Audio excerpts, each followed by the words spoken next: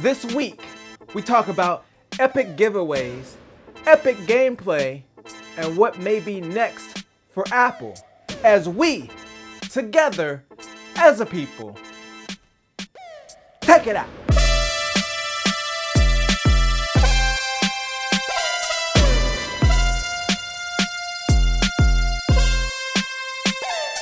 Welcome to another sensational Saturday. This is Mike, and this is Mike Text It Out, where I bring you the tech news, and we fight each other sometimes. Sometimes we just start fighting, and I don't know what's happening, and we just throw in hands. But that's not happening this week, unless you tried to log into the Epic Store, then you might have been fighting. So some of you may not know this. Epic periodically gives away free games in their store, usually indie games, but this week, they accidentally posted a tweet a little bit early that GTA 5 was gonna be free. So Thursday morning, everyone was all hyped up because I knew at 11, GTA 5 was gonna be free. What a lot of people didn't know is they also started a sale at the same time. And then everything just went haywire. So I, on my lunch, turned on my computer because I'm working from home right now. I went ahead and tried to grab me my GTA 5 and this whole store was down. It was crazy. The Epic Store got flooded. I'm like, people was dying. They were dying out there. And I was like, you know, all this for a free game. Was it worth it? Of course it was worth it. It's GTA 5 for free. And then of course also they have some other good stuff on sale. I ended up buying Tetris Effect, and I'm mad at myself because I actually bought Control on the Humble Store earlier this week. I finally caved and bought it for $39, and it's on the Epic Store for $30, and you get the $10 off coupon. So like if you just want to Control, you can get it for $20. That's insane. I'm mad at myself, but I did end up just getting Tetris Effect for $17, and I'm happy with that. I'm satisfied. All right, I used the $10 elsewhere.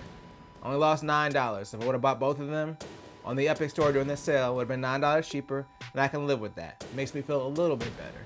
But either way, GTA 5 is going to be free on the Epic Store until next Thursday. So all you got to do is just download the Epic Store on your computer and install the app. Boom, you're pretty much good. Set up your account and get the free game. And speaking of data exchanges, not that we were specifically talking about that, but you do exchange your data to Epic to get the free game, right?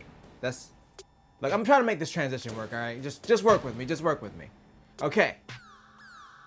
So if you have a Windows or Linux computer that has Thunderbolt that was manufactured before 2019, apparently there's a vulnerability that makes it really easy for someone to access and steal your data using the Thunderbolt port that can bypass like most encryption, logins, passwords, and all that. And all it requires is someone that physically have access to your machine in order to do it. So if you do have an older Windows laptop, or if you have a computer running Linux that has Thunderbolt, just be cautious of who you let near your computer, especially if it's a laptop. Just don't leave it anywhere, which you shouldn't be anyway, because even without this vulnerability, you just don't want to risk having your computer stolen or your information stolen, or both. They can steal your computer, then steal the information, and then sell the computer. So they got your information, and they got the computer. They're making double the sales.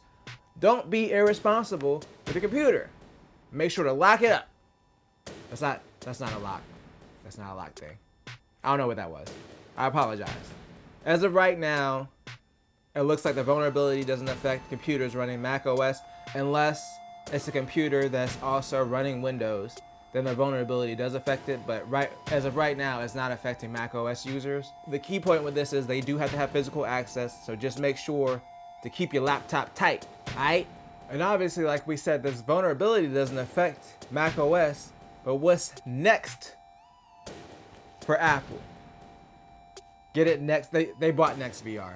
So NextVR was a company that they provided a VR app mainly for sporting events like wrestling. I did watch a wrestling thing up there. It was all right. They basically put a lot of sporting events in VR, and they have their little NextVR app where you can go in and watch some of the events.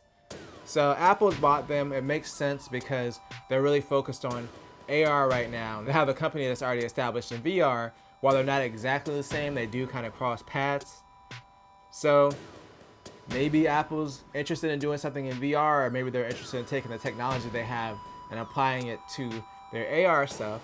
One thing that NextVR made clear is they're not going to continue their current stuff that they're working on. So whatever Apple's bringing them in to do, it's probably gonna be something completely different than what they've been doing as far as, you know, covering sports events, things like that, and bringing them into VR. So I'm interested to see what Apple's gonna do with NextVR. I don't know if they want to use them to bring in more entertainment to Apple's AR ecosystem. There's also the rumored glasses that Apple's working on, the AR glasses, so maybe that's why they want them in there, to kind of develop apps for it. Who knows? But I'm interested to see what Apple's going to do in the space, because the more players are in the VR AR space, I think the more popular it's going to get, and I really want VR to be around because honestly it's awesome. If you haven't tried VR, it's an experience. But you know what else would be an experience? If we could get like an entry-level iPad with a way bigger screen. Whoa, hold on. So it's been rumored by Ming-Chi Kuo, popular leaker of Apple information, usually with accurate predictions, that they're going to release a budget 10.8-inch iPad. So right now, the current budget one, the one that's $329, is a 10-inch one. They actually upped the screen size recently to 10 inches. I believe it used to be 9.7, but now it's rumored it might even go up to 10.8. Obviously, this is going to still be a budget iPad, so I don't expect a major design change, other than maybe they might shrink the bezels a little bit to make the screen bigger. But we'll have to see if this even comes true, or if this turns out to be maybe a new iPad Air. Who knows? It would just be weird, like if they had like a budget iPad with a bigger screen than the Air, which costs more money. And I know the Air is technically faster, but I mean, if it's a bigger screen, you really don't need that much speed on an iPad, and if you do, you're probably gonna get an iPad Pro anyway. So if that does come true, then the entry-level iPad is definitely the one to buy. I'm just saying. But we'll have to see how this turns out. To me, it wouldn't make much sense with their current lineup unless they also increase the screen size of the Air. But we'll see how this rumor shakes out. All right, in our final story, let's talk about Epic again. We started with Epic, we're gonna end in an Epic fashion, just like their PS4 gameplay demo earlier this week. So last week, I ended with the Xbox stuff, and they had their little demo reel with the gameplay. And I'm sorry I didn't address that last week. I said go watch the video, it has gameplay in it. And then silly me didn't realize that there was a whole thing about the gameplay, the lack of gameplay. And I noticed it when I watched the video, but I was kind of expecting it because I was like, okay, these are pretty much going to be the E3 trailers, and typically those don't really have a lot of gameplay. But they did literally say at the beginning of the video, well, we listened to the interwebs, so we're going to have a whole bunch of gameplay, and then they barely had any. I mean, I still watched it, and I still found it to be interesting just to kind of see, to get a glimpse of the Xbox graphics. But it really didn't do it justice, because when Epic did their demo running on a PS4, like, I was really blown away. This is like on par with a nice PC. I mean, it is just a demo, so, you know, don't get too hyped about it. But, you know, if the system's capable of these kind of graphics, I'm not going to be on board by day one. But the lighting, especially with the ray tracing, I was really impressed, because, you know, ray tracing on PC, they've tried to get it, they try to get to a point where it's playable, and they've really made strides. I recently got a ray tracing card with the RTX 2070, and, you know, I game in 1080p, and even then, like, I'm playing Control, and I'm getting around 60 frames with a card that used to be $500 before they discontinued it. So, just to see what they're able to do on a console right now, or the upcoming console, is crazy. So I would definitely recommend going to watch it. It's only like a 10-minute video, but I was really impressed by it. I was like, wow, this is what I was waiting for. Because last week I was really down on the new consoles. I was like, you know, it's not going to be that much of a difference.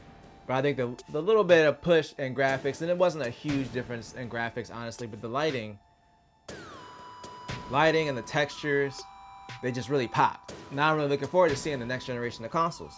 I'm looking forward to seeing what they can do. And you know what I'm gonna do? I'm gonna call it quits for the day. But I'm here every Saturday with the tech news, and I'll be back on Tuesday to talk about my new favorite budget camera. So, if you enjoyed this video, make sure to tell a friend, tell a coworker, like, share, and subscribe, and always do at least 2 things at the same time. Peace.